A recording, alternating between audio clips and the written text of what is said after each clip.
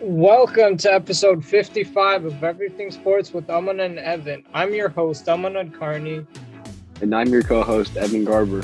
and we talk about the hottest topics in sports over the course of the past week.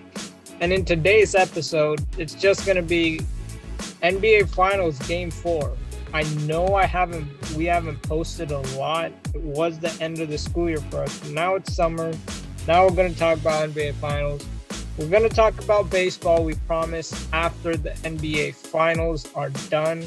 That way it's more cleaner episodes, clear topic, and everything like that. But make sure you follow our Twitter because we live tweet during the game sometimes. You'll see some of our reactions on Twitter. And this episode, our full reaction. So subscribe and follow us on Twitter. And without further ado, man, we'll just talk about Game 4. And we've said this numerous times. We're Warrior fans, but we like to keep it as unbiased as possible. But what are your thoughts on yesterday's game? What a game it was. That was sorry, that was completely insane game. My heart was racing the whole entire way. I honestly thought the Warriors weren't going to pull it out because you had Draymond throwing the ball away, making dumb decisions. You had Clay shooting random shots. Uh, things just weren't going the Warrior way. But then you had Steph Curry putting on a masterclass, and he just absolutely carried the whole team. I mean, that's what he's been doing all series. And I mean, let's see, game 1, 31 points and a loss. No one helped him. Game 2, he got decent help, 29 points. Game 3, let's just focus on Draymond here a bit. People go through slumps for the better or for the worse, and he is going through it right now in the NBA Finals. Everyone is going for his head, but I feel like any humans sometimes don't do well in the moments that matter the most. And I feel like it's not me just being a biased Warriors fan. Draymond clearly needs to do better. He's a massive liability on offense. Credit to Steve Kerr for making that call to limit his minutes in the fourth. Credit to Steve Kerr. But it's not like Draymond's he's playing worse. I agree with that. But then I want to say 9 rebounds, 8 assists, or whatever it was. Yeah, he put 2 points, but the rebounds, the assists, he got 4 steals. So he was really always good on defense. It's just he's become like a Ben Simmons type of liability on offense. And the depth lineup we all envisioned in the first round when Steph, Poole, Clay, Wiggins, and Draymond were just cooking Denver, it sort of fell apart as we progressed through rounds. And Draymond's a liability on offense. Clay, he got 18 points, 4 of 10 from 3. Poole put in 14. I believe Looney got double digits in rebounding. Andrew Wiggins got a career high in rebounding, 16 rebounds to go with his 17 points. So you got the help from Wiggins. You got the help from Clay specifically in the fourth with, I want to say, 2 threes. You got Draymond's defense at the end of the fourth. That's the help Curry has needed all series long. And the Warriors finally got it yesterday, but Steph, man, put the team on his back. Looney, 11 rebounds. And to go along with Steph's 43 points, he even put in 10 rebounds. And, I mean, even if he passed the ball a bit more, 40-point triple-double in the finals. But still, 43 and 10. Draymond putting in 9 rebounds, 8 assists, 4 steals. He got 3 fouls. He's just been fouling too much.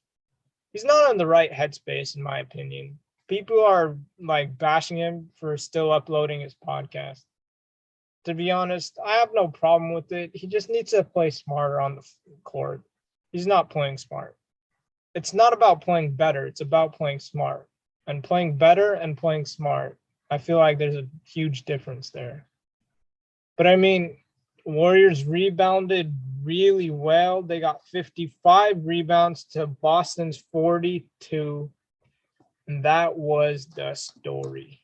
The Celtics massively out-rebounded Golden State in the previous game. And now Warriors out-rebounding Boston. But Jason Tatum, 8 of 23, he started off hot, but then just cooled down over the course of the game. What do you make of the Celtics right now, specifically Jason Tatum? Yeah, I mean Tatum's obviously struggling, as you can tell. It's just crazy. The Warriors defense, they throw everyone at him, and they all can't guard him. Or sorry, he can't. Sorry, they all can guard him. He can't score on them at all. Like even when Bielicz is guarding him, he's 0 for 5 against Bielicz with 4 turnovers. So I think it's a mental thing, like it is for Draymond. I don't know like what's going on in his head. Obviously, he's at home, so you'd think he'd be fine, but there's just something going on. It could be just the atmosphere of the finals. Like he's never been there before, so trying to figure things out.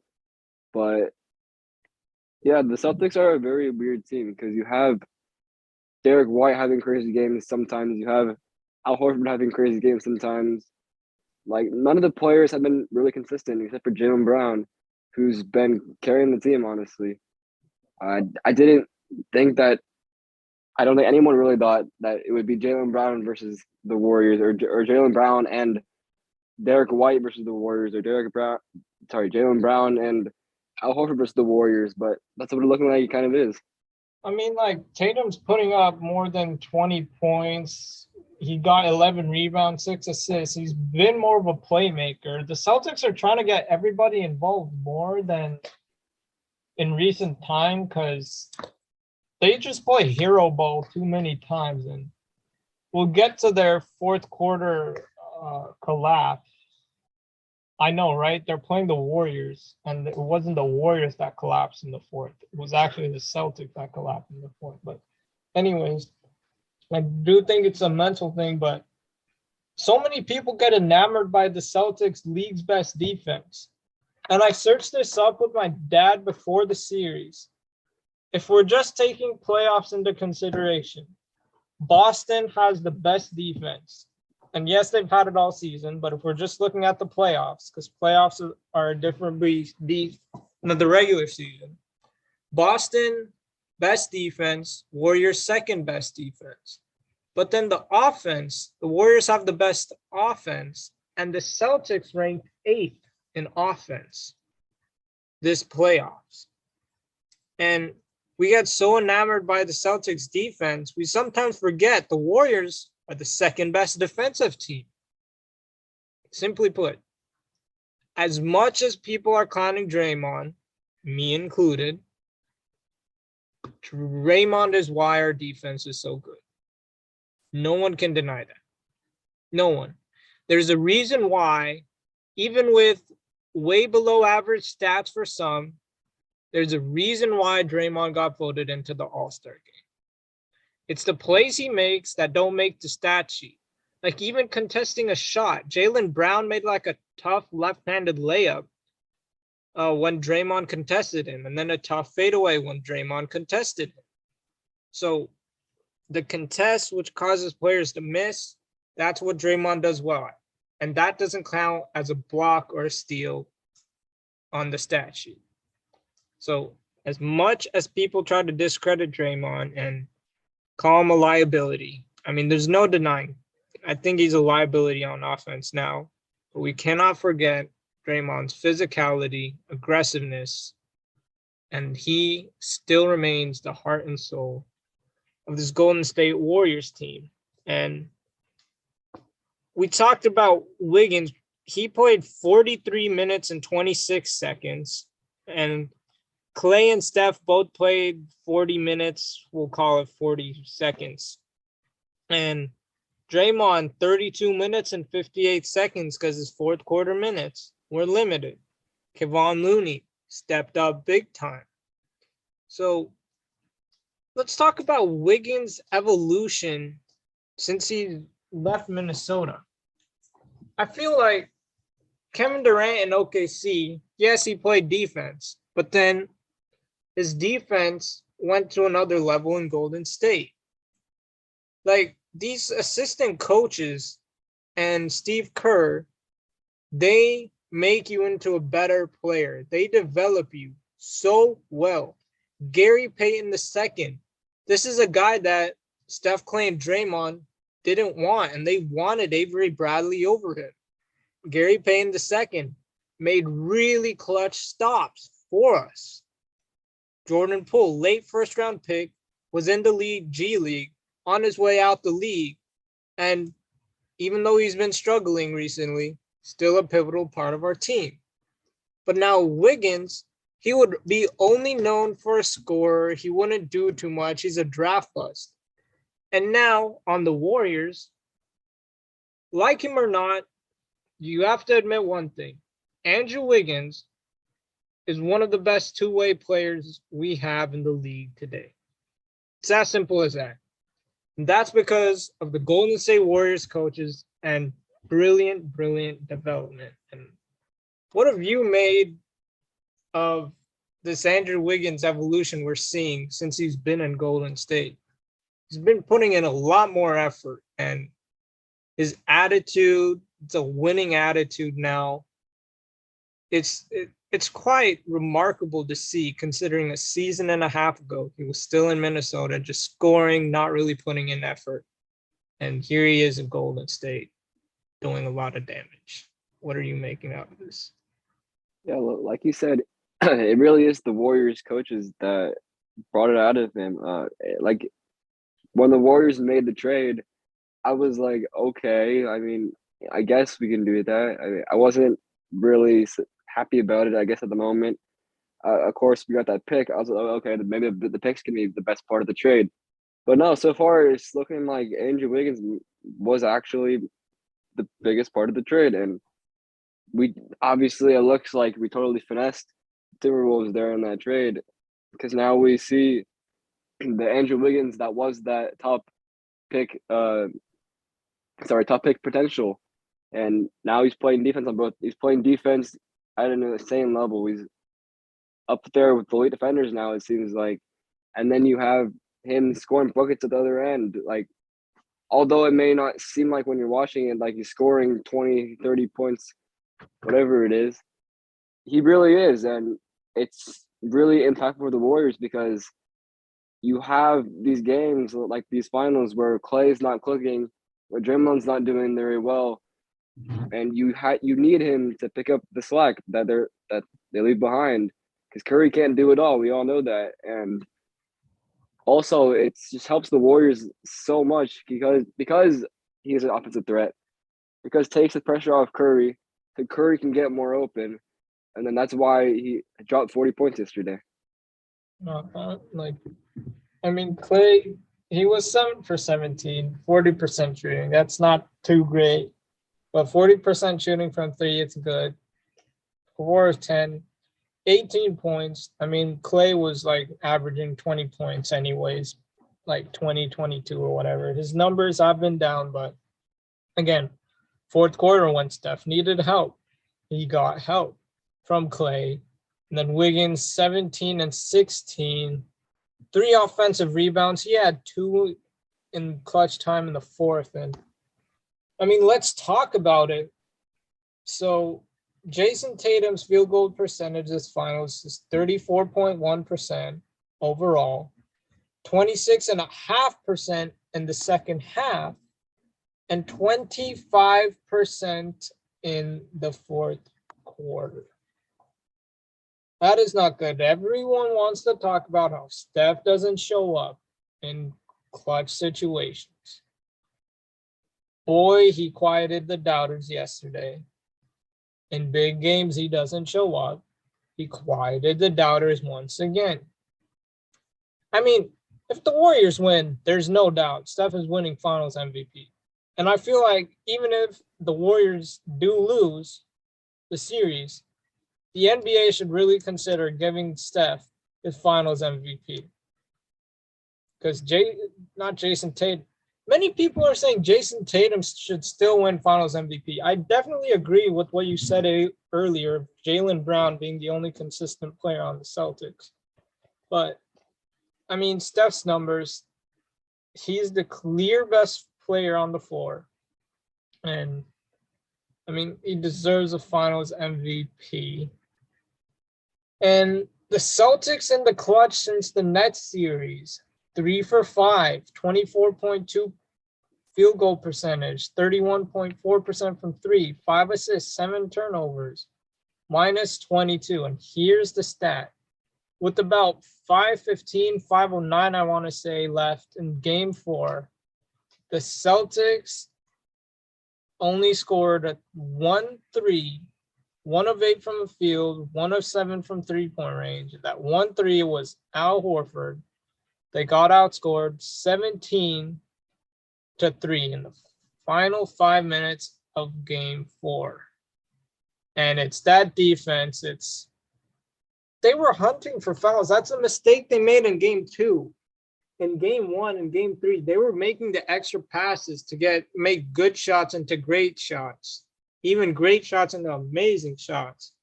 And then their losses was turnovers because they're trying to hunt for fouls or they're just playing hero ball. That was extremely poor shot selection on Boston's part in the clutch. What did you think? What went wrong for Boston? Yeah, I mean, obviously the Warriors defense has a huge part in their downfall yesterday, but like you said, it also is their shot selection. They were not being smart. And of course, I mean, I understand that you were hitting all of your open threes the whole game. That's been leading you to a 2-1 series lead is your 3-point shooting. It seems like, I'm not really sure statistically if they have been, but it seems like they've been out shooting the Warriors on threes. But you have to realize the situation and be like, okay, we're still in this game.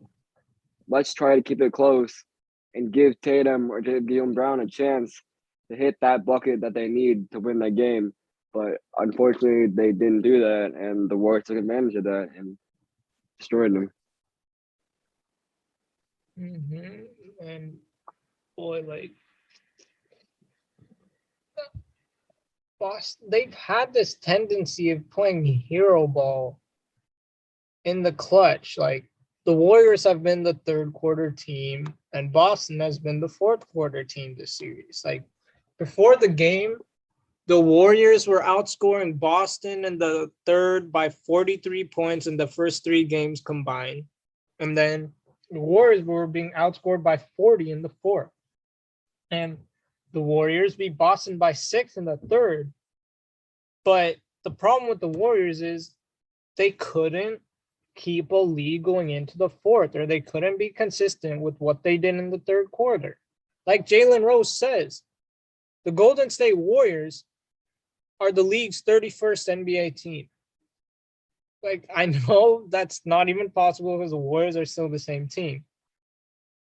But time and again, since Steve Kerr took over, they've been a third quarter team. Like, I don't know what happens in that Warriors halftime locker room that they just turn on a switch, but they couldn't hang around in the fourth quarter this entire series. And all of a sudden, Boston decides to play hero ball when they had the chance to go up 3-1 and not make it 2-2. And I know Boston is 7-0 after a loss, but what many people don't get is the Golden State Warriors responded after a loss in the first round. That's 1-0. Then the second round against Memphis, they won each game after they lost. That's 3-0. Then 4-0 with the Dallas series. And now the Warriors are 6-0 after a loss in this playoffs. And Boston is 7-0. And in order to win now, one of the team streaks will have to be broken. And so, I mean, we'll see. It's 2-2 going into Chase. Personally, I said Warriors in 6. I'm going to stick with Warriors in 6 because everyone, the Boston fans, maybe the Celtics players themselves, are very nervous. I think it's going to be in 6, but I wouldn't be surprised if it's 7, that the Warriors win in Chase in game 5, lose game 6, and then win game 7. Excuse me. I feel like the most likely outcome will be Warriors in 7. I wouldn't be surprised if it's Warriors in 6 because in 2015 they were down 2-1 in different series and they closed it down in 6. I wouldn't be surprised if they use their championship DNA to their advantage. But how do you think the rest of the series plays out from here? Yeah, I personally think that whoever wins Game 5 is going to win in 6 games. I just think that the winner of Game 5, hopefully the Warriors. I feel like it probably will be the Warriors, but whoever wins Game 5 will ride that momentum into Boston for Game 6 and win it. I don't think either team wants to go to Game 7, but obviously it's tough to say when you have two menaces on both sides. You have Curry, who will go off in Game 6 if the Warriors lose Game 5, and you have Tatum, who will go off in Game 6 if the Warriors lose in Game 5. But with how Tatum has been playing this series, you can't really You trust forgot that. about game So 6, but keep going. my bad, I forgot that too. But still, like it. I mean, obviously, yeah, probably Game 6 Clay will show up, but whoever wins it next, whoever loses Game 5, they're not gonna let their team lose Game 6. They're gonna force a Game 7 no matter what. I feel like they're at least gonna try really hard. But yeah, like you said, Game 6 Clay, and then you have Curry on top of that. I don't think he can beat the Warriors. Mm-hmm. I mean, we'll definitely see what happens. That was one of the most legendary playoff performances in NBA Finals history. That was Stephen Curry's best playoff performance in his career. Wouldn't go as far to say his best game in his career. Definitely the most important game. That's not true. I wouldn't go that far, but get what I'm saying. Best playoff performance in Curry's career. All-time finals game from a top 10. Yes, I said it. Yes, top 10 all-time. Top 10 all-time player. And the greatest shooter that ever lived. Absolute masterpiece yesterday. Thanks for tuning in to episode 55. See you on Tuesday for episode 56, which is after game 5. So we will see what happens. Have a great rest of your weekend and see you on Tuesday.